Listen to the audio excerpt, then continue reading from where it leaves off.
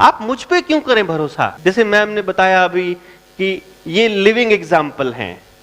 मेरा बेटा जब पैदा नहीं हुआ था तो लोगों ने कहा, मैं लोगों को समझाया करता था, समझाता था ना जब, कि आप अपने बच्चे को इस तरह से क्यों ट्रीट करते हो, ये ऐसा थोड़ी ना है। तो वो कहते थे जब आपका बच्चा होगा तब पता लगेगा, जब आपके घर में पैदा होगा ना, बच्चे ऐसे ही हैं आजकल के। मैं कहता था कि चलो अब पता नहीं, जब तक पैदा नहीं हुआ तब तक क्या है देखें।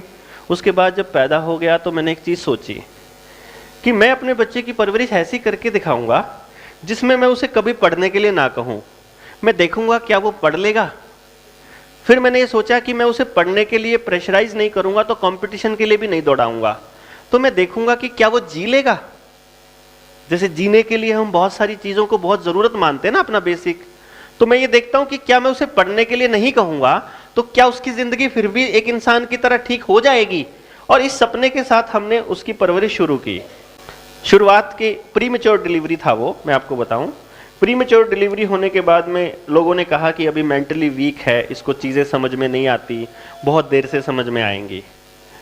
और मैंने फिर कुछ, मेरा तजुर्बा था ऐसे ही बच्चों के साथ जो अपने अपने फील्ड में सबसे कमज़ोर बच्चे थे, उन्हीं के ऊपर काम करने का मेरा तजुर्बा था। उस तजुर्बे के भरोसे पर मैंने उसकी परवरिश शुरू की।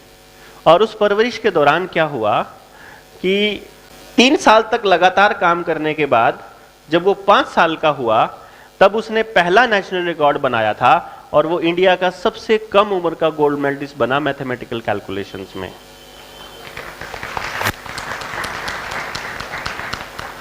अब आज उसके नाम पे 7 नेशनल रिकॉर्ड्स हैं।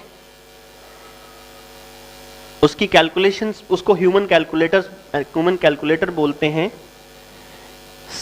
7 साल का था तब वो, दूसरी क्लास में, जब उसने 10वीं तक का मैथ, फिजिक्स, केमिस्ट्री करके रख दिया था कि पापा ये तो हो गया, अब क्या करना है, अब तेरा दिल करे क्या कर ले बता। ऑर्गेनिक केमिस्ट्री कर लेता हूँ। ठीक है, ऑर्गेनिक केमिस्ट्री कर ले भाई। तो अब वो करता करता लगभग 1500 के करीब किताबें पढ़ चुका है वो अभी तक। और he is actually national champion of 3 sports, lawn tennis, skating and chess.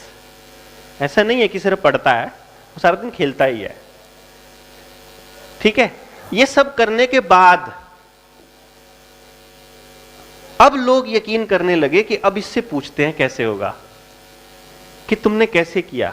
इसको हम कैसे देखते हैं कि जी आपका तो अपना बच्चा था इसलिए आपने पढ़ा लिया, आप तो फिजिक्स के टीचर रही हैं, मैं फिजिक्स से हूँ, फिजिक्स साइंस सब्जेक्ट से, तो कहने लगे कि इसलिए आप तो इसको करा सकते हो, जितना मर्जी पढ़ा सकते हो। मैं उनको कहूँ कि मैं नहीं पढ़ाता हूँ, लेकिन वो नहीं माने। कोई बात नहीं। तो फिर हमने क्या किया, अपने दोस्तों के बच्चे लिए और उनको तैयार किया। फिर हमने 10-15 वंडर किड पूरे हिंदुस्तान को दिए।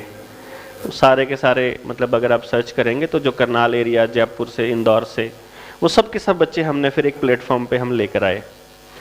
फिर कहने लगे कि ये तो पैदाइशी जीनियस थे। लोग क्या कहते हैं, आगे से आगे आर्ग्यूमेंट, क्योंकि बिकॉज क्या है, आपका जो एक्सपीरियंस है ना लाइफ का, आप उससे बाहर नहीं सोच पाएंगे। आपका एक होराइजन है, आपकी एक लिमिट है, आप उस लिमिट से बाहर सोच ही नहीं, क्योंकि आपको मालूम ही नहीं उस चीज का कि ऐसा पॉसिबल है, ऐसी भी जिंदगी होती है, ऐसा भी तरीका होता, आपको पता ही नहीं। जब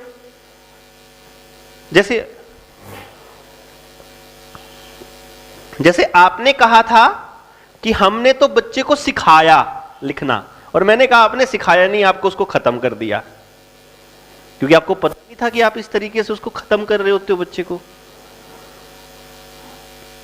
तो अब आपके पास 2 थॉट हो गए।